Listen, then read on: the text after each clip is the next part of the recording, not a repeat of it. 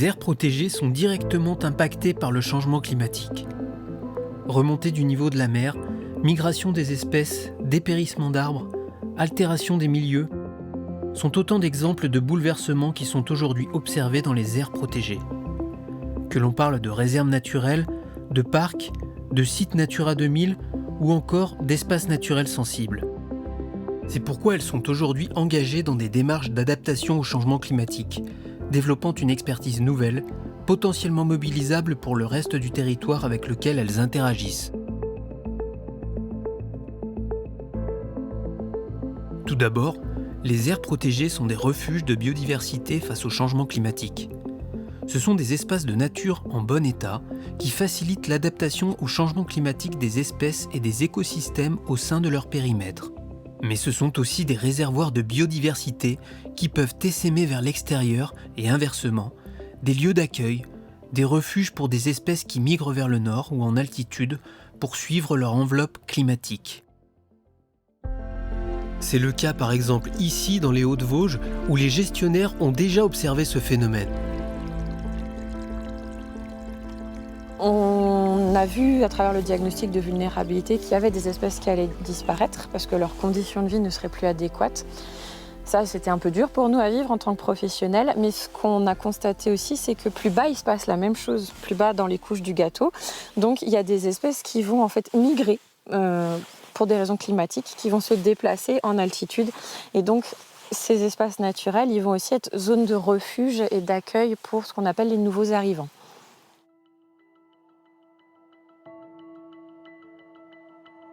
Mais les aires protégées sont également des observatoires du changement climatique et de ses effets.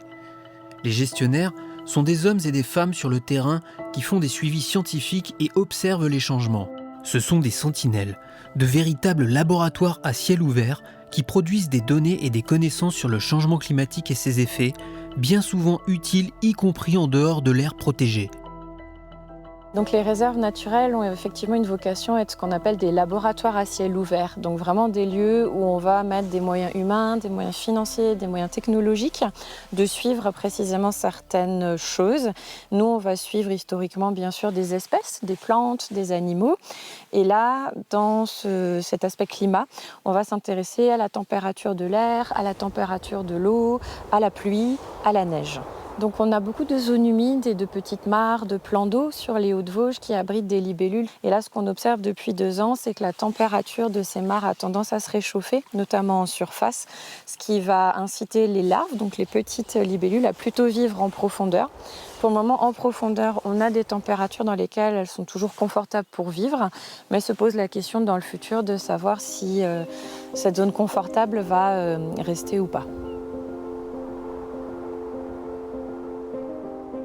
Les aires protégées sont des zones d'expérimentation et de démonstration de solutions d'adaptation. Face au changement climatique, les gestionnaires d'aires protégées testent et évaluent différentes options de gestion et deviennent alors des sources d'inspiration pour d'autres espaces non protégés du territoire. Face au risque de submersion auquel on a été soumis il y a une dizaine d'années avec la tempête Xynthia, on s'est aperçu qu'on n'était pas prêt. On a mis sur la table les effets concrets du changement climatique sur le territoire. Et donc on a lancé une réflexion qui déborde largement l'espace protégé, la réserve naturelle, pour arriver à un équilibre entre la préservation des enjeux écologiques, de la biodiversité, et puis aussi des activités économiques ici.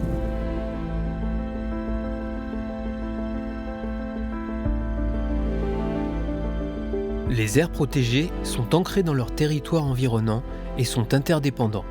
Ce qui se passe dans l'aire protégée peut influer sur le territoire et inversement. Aussi, chacun a besoin de l'autre, d'autant plus dans un contexte de changement climatique. Notre aire naturelle protégée, la réserve naturelle des Gorges de Dalhuis, est fortement dépendante de son territoire. Ce n'est pas un territoire sous cloche, c'est vraiment un territoire qui vit avec le reste de la vallée, qui vit avec le reste de la communauté de communes et plus largement du Mercantour et du département. On a été classé réserve internationale de ciel étoilé. Donc c'est un classement qui nous permet de mettre en valeur la qualité du ciel étoilé, mais aussi de travailler sur les questions de biodiversité nocturne, de pollution lumineuse Et ce label, il a un sens avec son territoire. C'est-à-dire qu'on a 74 communes qui travaillent là-dessus. Et donc, on va pouvoir protéger mieux la biodiversité de notre réserve grâce au travail de toutes les communes alentours.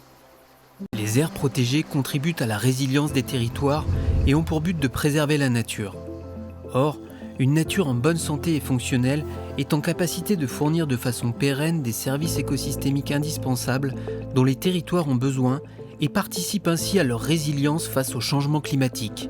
Par exemple, les zones humides aident à réguler les inondations et peuvent protéger la ressource en eau en cas de sécheresse et de canicule. Les marais et les dunes constituent des barrières qui permettent de lutter contre l'érosion et peuvent limiter les risques de submersion marine.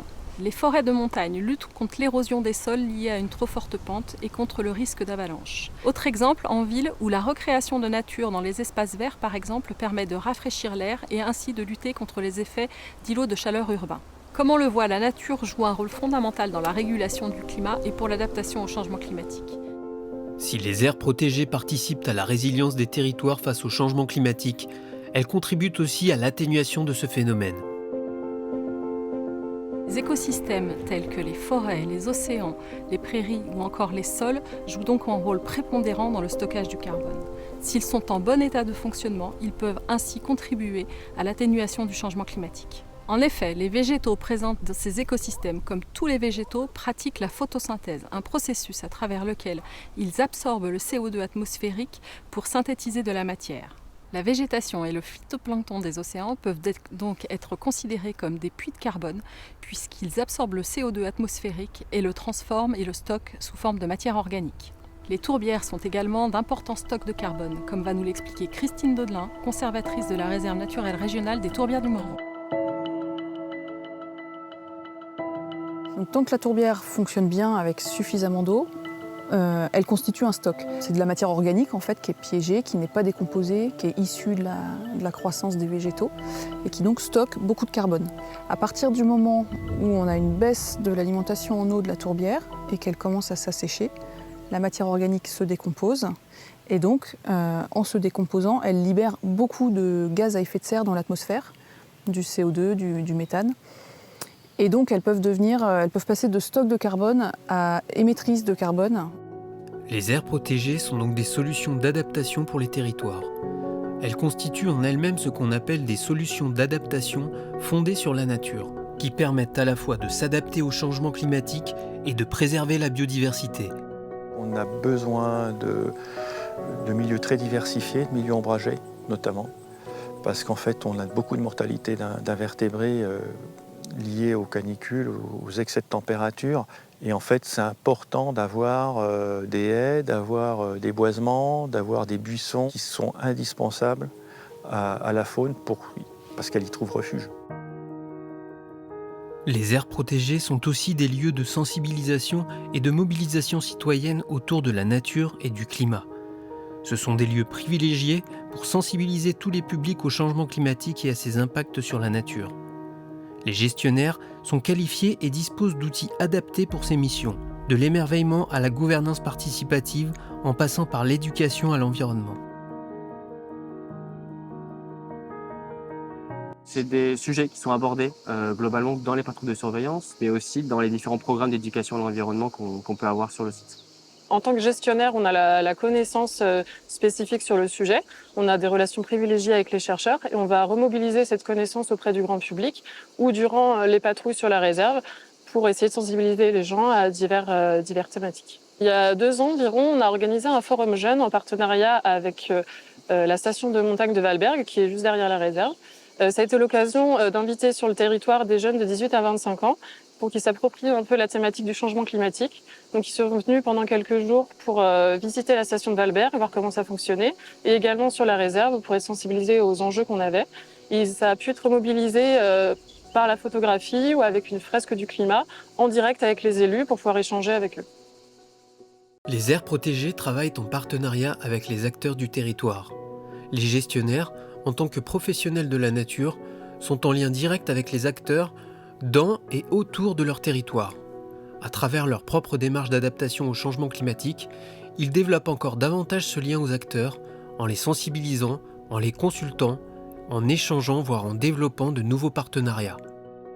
De façon générale, enfin, le parc intervient toujours en partenariat. C'est très rare qu'il intervienne seul. On a par exemple, dans notre mission d'animation du réseau des offices du tourisme, c'est beaucoup intéressé à cette question de qu'est-ce qu'on dit aux visiteurs quand il n'y a plus assez d'eau dans les cours d'eau ou que la qualité de l'eau n'est plus au rendez-vous pour offrir une vraie expérience de baignade intéressante. Qu'est-ce qu'on dit, vers où on peut conseiller le report et comment on agit ensemble, entre offices du tourisme et avec l'aide du parc, pour que on invite les gens à se reporter sur des sites qui ne sont pas déjà saturés et sur des sites où ça ne va pas ou le moins possible impacter la faune et la flore. Voilà une façon de faire ensemble en partenariat. Les aires protégées sont des lieux de gouvernance partagée où elles portent la voix de la nature. De par leurs interdépendances, elles sont en lien avec les différents acteurs du territoire dans diverses instances de gouvernance qui leur sont propres ou auxquelles elles participent. Alors on a effectivement, grâce à cette réflexion dans le programme Life Nature Adapt, été amené à repenser notre gouvernance.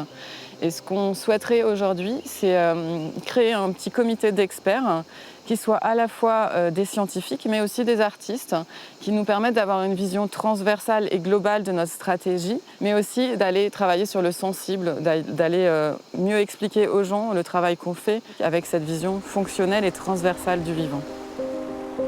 Les aires protégées sont à l'entrecroisement des enjeux climat et biodiversité, notamment grâce au travail des gestionnaires qui peuvent ainsi mettre leur expertise nature et climat au service des territoires. On a toutes les équipes du parc qui sont spécialisées sur la connaissance des espèces et des écosystèmes. Et là, c'est vraiment une compétence unique pour ce territoire, ce qui nous permet de sensibiliser, de voir justement quelles peuvent être les meilleures adaptations possibles pour tenir compte à la fois des réalités économiques du territoire et à la fois, bien sûr, des enjeux naturalistes. Dans ce contexte de changement climatique, il est encore plus nécessaire de renforcer les aires protégées et de les associer à vos démarches d'adaptation et d'aménagement du territoire. Les aires protégées sont des atouts pour nos territoires face au changement climatique, alors mobilisons-les.